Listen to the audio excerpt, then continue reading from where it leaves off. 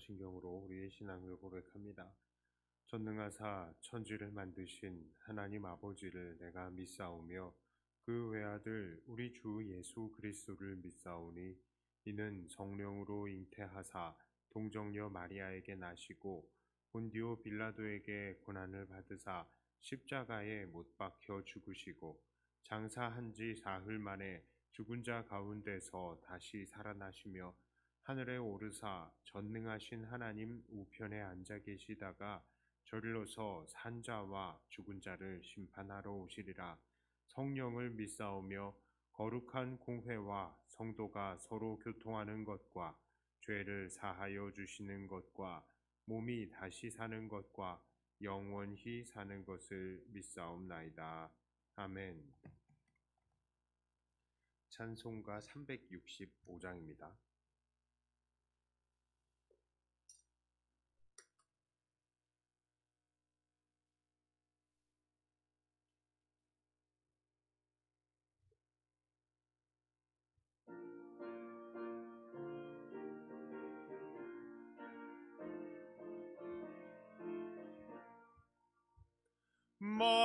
마음속에 근심 있는 사람 주 예수 앞에 달래어라. 슬픈 마음 있을 때에라도 주 예수께 아뢰라.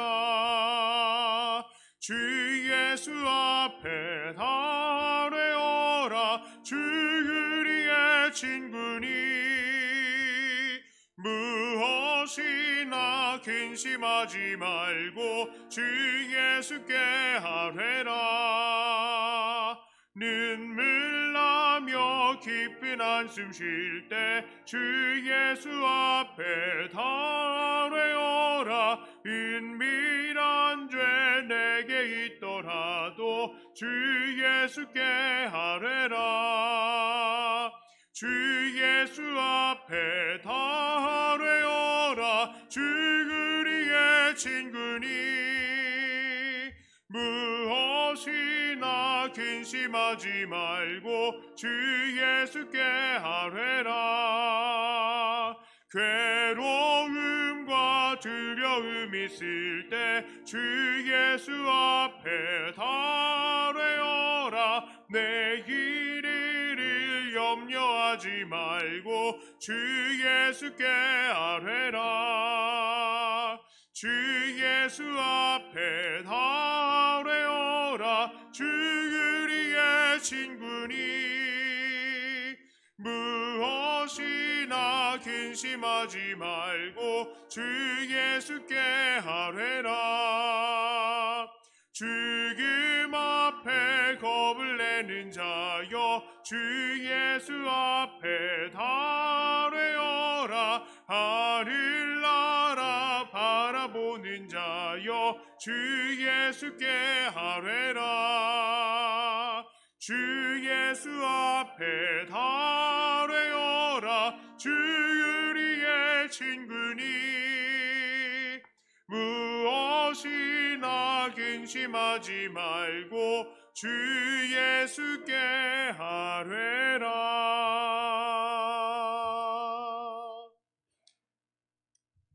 함께 하실 말씀은 사도행전 9장 26절부터 31절까지 말씀입니다.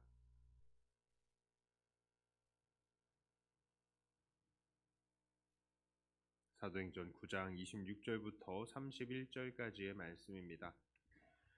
사울이 예루살렘에 가서 제자들을 사귀고자 하나 다 두려워하여 그가 제자됨을 믿지 아니하니 바나바가 데리고 사도들에게 가서 그가 길에서 어떻게 주를 보았는지와 주께서 그에게 말씀하신 일과 다메섹에서 그가 어떻게 예수의 이름으로 담대히 말하였는지를 전하니라. 사울이 제자들과 함께 있어 예루살렘에 출입하며 또 주 예수의 이름으로 담대히 말하고 헬라파 유대인들과 함께 말하며 변론하니 그 사람들이 죽이려고 힘쓰거늘 형제들이 알고 가이사랴로 데리고 내려가서 다소로 보내니라. 그리하여 온 유대와 갈릴리와 사마리아 교회가 평안하여 든든히 서가고 주를 경외함과 성령의 위로로 진행하여 수가 더 많아지니라. 아멘. 사도행전 9장은 교회를 핍박했던 사울이 예수님을 만나는 장면을 기록하고 있습니다. 당시에 이들이 사는 사회는 로마 사회였죠. 당연히 사법권은 로마에게 있었고 또 사람을 죽이는 권한도 로마의 정부에게 있었습니다. 그러나 역사적으로 보면 로마의 황제가 바뀌거나 또 그 지역을 다스리는 총독이 바뀔 때마다 이러한 권한이 조금씩 변경이 되기도 했습니다. 특별히 종교적인 부분에서 그러한 부분들이 더 많았습니다. 로마는 원래 지배하는 국가에 세금과 또 징병과 황제 숭배 이 세 가지를 요구를 했습니다만 특히 이 유대 지방은 워낙에 유일 신앙에 대한 열심이 있었기 때문에 그들에게 징병과 또 황제 숭배에 대한 요구는 하지 않았던 시절도 있었습니다. 그리고 이 유대 지방에서 일어나는 종교적인 문제들은 사내들인 공의회에 이름해 주었던 것이죠. 그래서 이들은 예수님을 나중에 보면 예수님 그 전에 예수님을 죽도록 넘겨주었죠. 자기들이 예수님을 죽일 권한이 없다라고 하면서 예수님을 넘겨주었던 것입니다. 자, 그런데 예수님께서 십자가에 달리시던 시절에 이들은 사람을 죽일 권한이 없었지만 이후 사도들이 활동하던 시절인 그때에는 정책이 조금 바뀌어서 종교 재판으로도 사람을 죽여도 로마에서 눈을 감아주던 시절도 있었습니다. 자, 그러니 사울을 포함한 유대인들도 그 스데반을 돌로 쳐 죽일 수 있었던 것이죠. 이 기세를 몰아서 사울은 기독교인들을 다 잡아들이려고 합니다. 예루살렘에서 사람들이 도망쳐서 사마리아를 지나갔고 또 이 사람들이 다메섹으로 이동한 것을 확인했기 때문이죠. 다메섹은 시리아 지방입니다. 이스라엘의 북부 지방이고 이스라엘과는 다른 나라였습니다. 자, 그러나 그들에게도 유대인의 회당이 있었기 때문에 예루살렘의 대제사장의 영향력이 미치던 곳이었습니다. 그러니 사울은 이들을 잡아들일 수 있도록 다메섹 지방의 회당과 연계하려는 공문을 그쪽으로 전달하려고 그 편지를 가지고 다메섹으로 달려가고 있었던 거예요. 그러나 그러한 사울에게 예수님께서는 강권적으로 나타나셨습니다. 찬란한 광채 가운데에서 사울은 예수님을 만나고 또 눈이 멀게 됩니다. 그리고 그 사울에게 하나님께서는 아나니아를 보내셔서 기도해 주게 하십니다. 사실 아나니아를 보내서 기도해 주는 과정 사실은 필요가 없는 과정이에요. 왜냐하면 그냥 하나님께서 치료해 주시면 되는 거잖아요. 자, 그러나 굳이 그렇게 하지 않으시고 굳이 아나니아를 보내셔서 기도하신 것은 기도하게 하신 것은 무슨 목적이 있겠습니까? 우리 어저께도 그랬죠. 사마리아에 복음을 전했는데 사마리아 사람들이 성령을 받지 못했어요. 그냥 하나님께서 성령을 주시면 되잖아요. 그런데 그렇게 하지 않으셨습니다. 그리고 굳이 예루살렘에서 사람들을 파송해서 베드로와 요한이 가서 그들을 위해서 기도해 주게 하셨어요. 그 이유가 무엇겠습니까? 기도를 받는 사람을 위해서일까요? 아니죠. 기도하는 사람을 위해서인 것입니다. 이 사마리아를 위해서 너희들 유대인들아 기도해 줘라 라는 의미가 있는 것이고요. 이 바울을 위해서 너희들 먼저 믿었던 기독교인들아 기도해 줘라 라는 뜻이에요. 그리고 이 바울을 받아들여라 하는 그런 의미가 있는 것입니다. 교회에게 사울을 용서하고 적극적으로 받아들이라는 주님의 의중이 거기 기도해 주라 거기에 다 들어있는 거예요. 용서하고 받아들이지 못한 사람을 위해서 기도해 줄 수는 없기 때문입니다. 사울은 분명히 교회를 핍박하던 사람이었습니다. 그러나 예수님을 만난 이후에 사울은 확실히 무엇이 진리인지를 깨달았습니다. 메시아가 아닐 것이라고 생각했던 예수님이 그저 죽은 줄로만 생각했던 예수님이 사실은 정말로 부활하셨고 정말로 메시아라는 것을 깨달은 것이죠. 그래서 그는 이제 오히려 다메섹의 회당에서 예수님을 그리스도라 받고 증거하기 시작한 것입니다. 사울이 예수를 그리스도라라고 전하기 시작한 것만큼 예수님께서 정말로 살아계시다는 것을 증거하는 일은 없죠. 왜냐하면 사울만큼 예수 믿는 사람들을 핍박하던 사람들이 없었는데 그가 한순간에 그 핍박하던 사람에서 핍박받는 사람으로 자청을 했기 때문입니다. 만일 예수님이 다시 살아나셔서 그를 만나시지 않으셨다면 그런 일은 절대로 일어나지 않았을 것이죠. 자, 그런데 여기서 우리는 한번 주목해 보아야 할 것이 있습니다. 이제 사울이 핍박을 그쳤으니 교회를 향한 핍박은 없어진 것입니까? 그렇지 않습니다. 교회를 향한 핍박은 여전하였고 오히려 사울은 핍박을 받는 사람이 되었습니다. 30절을 보니까 교회는 이제 사울의 목숨을 보호하기 위해서 예루살렘에 찾아온 사울을 숨겨서 가이사랴로 보내야 됐고, 가이사랴는 그 해변이거든요. 그 해변에서 이제 사울을 그의 고향 다소로 보내게 된 것입니다. 이게 이제 아마 배편으로 보낸 것 같아요. 그러니까 사울을 적극적으로 보호해 준 것이죠, 교회가. 이렇게 사울에 관한 이야기는 어느 정도 일단락이 되었습니다. 그리고 성경은 이 일을 정리하면서 31절에 이렇게 말하고 있는 거예요. 그리하여 온 유대와 갈릴리와 사마리아 교회가 평안하여 든든히 서가고 주를 경외함과 성령의 위로로 진행하여 수가 더 많아지니라. 저는 그런데 이 구절을 읽으면서요, 제 눈을 의심하지 않을 수가 없었습니다. 자, 교회는 주님께서 말씀하신 대로 성령을 받아서 부활하신 주님을 만난 사도들을 일꾼으로 삼아 온 유대와 사마리아와 땅끝까지 복음이 증거가 되고 있다. 여기까지는 이해하겠어요. 그런데 이들을 지금 평안하여서 든든히 서가고 주를 경외함과 성령의 위로로 진행하여 더 수가 많아졌다. 이게 좀 마음에 걸리는 겁니다. 왜요? 수가 많아지는 것도 이해가 가요. 그런데 정말 이들에게는 그런 평안만 있었습니까? 아니잖아요. 핍박이 넘쳤습니다. 예수님을 믿을 때에 이들은 목숨을 걸어야 됐죠. 그런데 지금 이들은 평안하여 든든히 서가고 그 수가 많아지고 있다. 이렇게 말하고 있는 것입니다. 이것이 의미하는 바가 무엇이겠습니까? 첫째요. 이것은요. 평안은 사람의 형편에 달려있지 않다는 것을 이야기하는 것입니다. 이들 교회는 분명히 많은 핍박을 받고 죽임을 당했기 때문에 예루살렘에서 쫓겨나고 또 사마리아를 거쳐서 다메섹까지 가야 했지만 이제 다메섹을 넘어서요 또 계속 위로 올라가요. 나중에는 뭐 이 다른 지방, 다른 이 각각의 그 유럽의 지방으로 계속 다 퍼져나가는 걸 봅니다. 그러나 그렇게 해야 했지만 그러나 이들은 평안하고 든든히 서갔다라고 합니다. 그렇죠?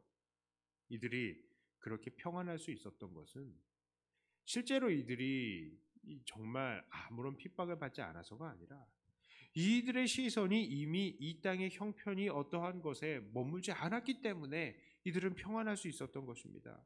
세상은 교회를 육체적으로 핍박할 수 있었을지는 모르나 이들에게서부터 하나님께서 주신 평안을 빼앗을 수가 없었다는 것이죠. 오늘 우리들은 어떻습니까? 우리는 정말로 주님께서 주신 평안으로 평안하십니까? 주님께서 주시는 평안은 세상이 줄 수도 알 수도 없는 평안이라고 합니다. 우리는 그 평안을 받아 누리며 놓치지 말아야 하겠습니다. 세상은 우리를 어떻게 할 수 있겠습니까? 세상은 우리를 핍박으로, 유혹으로, 시험으로 흔들 수 있겠죠. 가난과 고난과 질병을 통해서 우리를 어렵게 만들 수도 있을 것입니다. 그러나 만일 우리가 주님으로부터 받은 이 평안에 주목하게 된다면 세상은 우리가 받은 이 평안을 빼앗을 수 없는 것입니다. 그러므로 오늘도 주님으로부터 받은 이 평안을 누리시며 천국을 소망하시기를 바랍니다. 두 번째로요, 우리가 생각해 볼 수 있는 것은 바로 부흥도 사람의 형편에 달려있지 않다 하는 것입니다. 이들은 수많은 고난 속에서도 복음을 증거하였고 이 복음 증거로 사람들이 더욱더 예수님을 믿고 함께 천국의 식구가 되었던 것입니다. 그래서 교회는 더더욱더 그 숫자가 늘어나며 왕성하게 부흥을 한 것입니다. 오늘날 우리들이 처한 상황도요, 사실은 이 사람들과 다를 바가 없습니다. 세상 사람들은 우리가 어떻게 해서든지 예수님을 받아들이지 않기를 원하죠. 그래서 우리를 핍박합니다. 그리고 요즘과 같은 코로나 시대에는 더더욱더 우리를 억압하죠.